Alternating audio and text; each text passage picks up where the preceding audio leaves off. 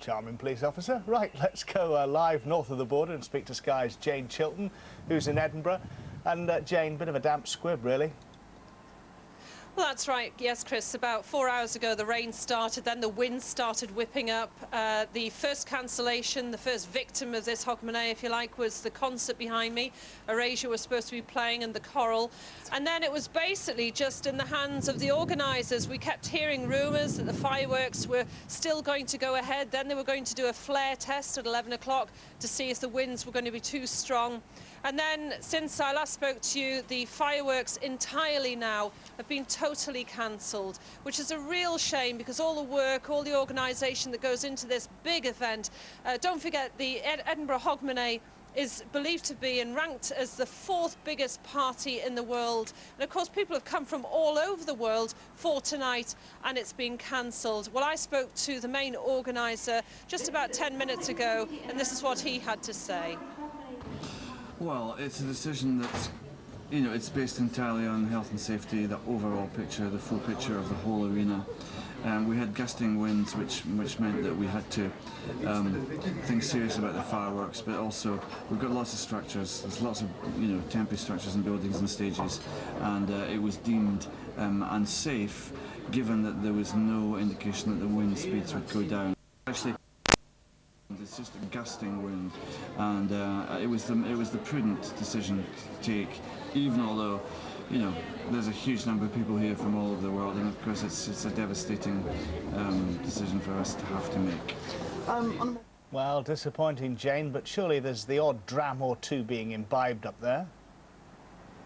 Well, they have tried evacuating Princes Street, and there are a hardcore of drinkers up there. But after we see how London welcomes... Massive extra... 100,000 people there, despite the rather harsh weather and the disappointment that the Princes Street party and fireworks and street party and concert, they've all been cancelled, and they were told to go home. But as you can see, they're a hardy lot, the Scots. They've decided to stay in Princes Street. They seem to be taking the news rather well. But it has been cancelled, but we will be going over to our correspondent in Edinburgh. Other festivities have also been cancelled, sadly, because of the weather. We've got gale force winds and blizzards that have meant that Aberdeen City Council have cancelled the party in Union Street on the recommendation of emergency services there. There'll also be cancellations in Liverpool and cancellations in Tyne and Weir as well. We'll go back to London weather. Weather is very cold, but a little more clement than that in Scotland. As I said, on the 12th strike of Big Ben, a 3-minute firework display will begin at the London Eye, and the celebrations have been drawing up to 100,000 people to the centre of the capital. Overseen this year by 3,000 police, more security than ever. No specific threat mentioned, but in the light of heightened security, these measures, of course, have been taken. And the pictures of the fireworks will be beamed around the world, part of a showcase of the capital city. So we'll pause now while we hear the chimes of Big Ben for midnight.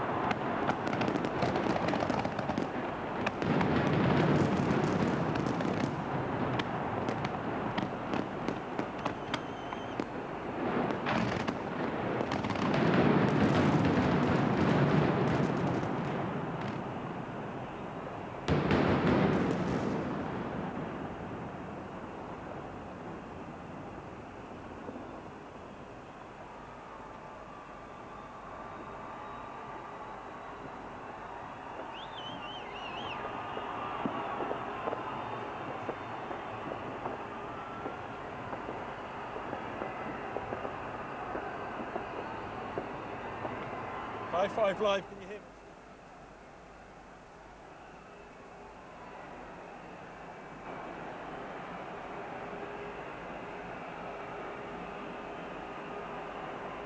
Well, here at BBC News 24, we wish you all a very happy new year. You can see the London Eye there still lit up, the wheel lit up in blue. It was earlier pulsating at the start and during the fireworks display, which looked from my monitor as if the fireworks were predominantly in red, white and blue.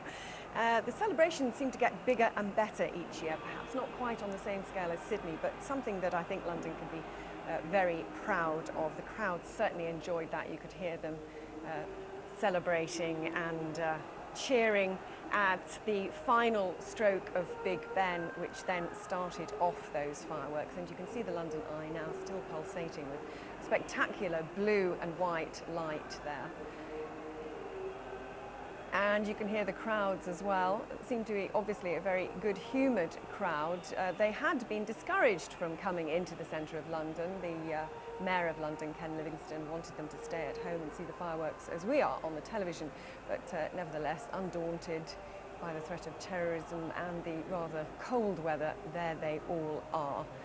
With about 3,000 police to take care of the crowds, unprecedented number of police this year, because of obviously heightened security in the country and indeed around the world. So London has been able to celebrate as planned. Sadly though, Edinburgh, the capital Hogmanay of the world, I should add, has not been able to celebrate. So our correspondent Martha Fairley there, out and about in the streets, in Princess Street, I understand, with the crowds behind you. They were told to go away, but clearly they haven't. Are they still very good-natured about this? Yes, absolutely. The crowd were completely determined to see in the new year, no matter what. Despite the fact that their concert had been cancelled, the big screens at either end of the street had been taken down because it was too windy, the huge fireworks display that was meant to be going on here in Edinburgh, the whole lot being cancelled. But 100,000 people were determined they were going to be in Princess Street at midnight, and they were going to be there to see in the new year and wish everybody around them a happy new year. How did you know when it was midnight? Because you were supposed to have the fireworks to mark that time. So how did you all know when to raise a cheer?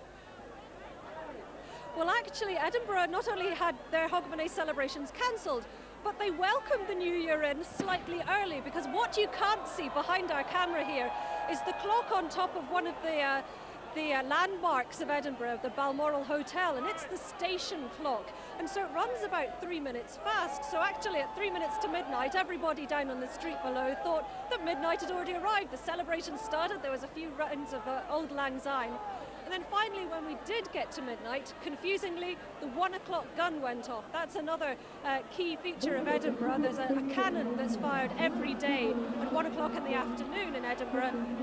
It's also used to see in the new year and is fired at midnight. That was the only thing that we had to tell that midnight really had arrived here in Edinburgh. So we're seeing pictures at the moment of when you were celebrating the official start as opposed to the unofficial 3-minute early start.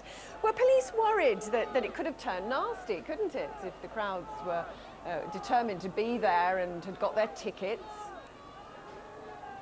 Well, the crowd were obviously expecting a big party. There have been tannoy announcements, as you've probably been hearing, telling people that everything's cancelled, please go home.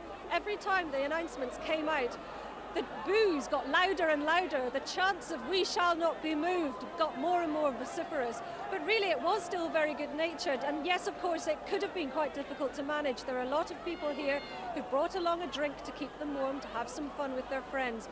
But to be honest with you, the police here in Edinburgh have had over 10 years experience of dealing with huge crowds like this at Hogmanay. They took a very light touch about the whole thing. They were mixing with the crowd, having a chat with people, just sort of advising them to move on their way if they wanted to. But there was certainly no sort of forceful direction of the crowd. The people were obviously determined. Some of them have come from South Africa, New Zealand, Australia. They've come from all over the world just to be here to see in midnight.